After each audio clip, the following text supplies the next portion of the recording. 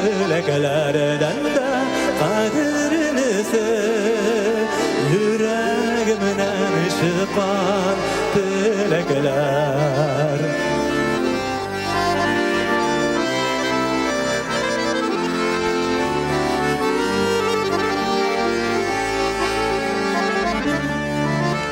Dünya bulaş bula türlü kaller, diren nupkınarga yulkıma, her şahsıma yerdemge gilerek, hus işlerimi baran unutma.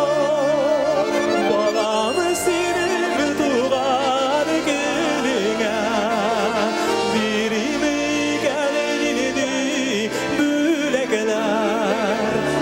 bölekelerden de kadirinizi yüreğimden şıpan bölekeler.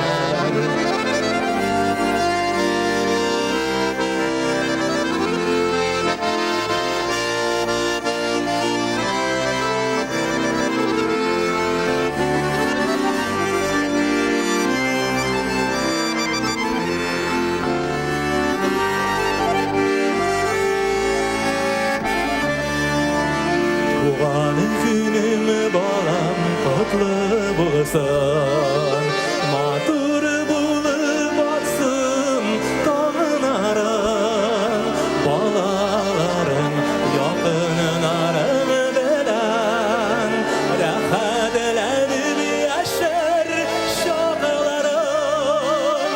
Balam senin tuğan gününe,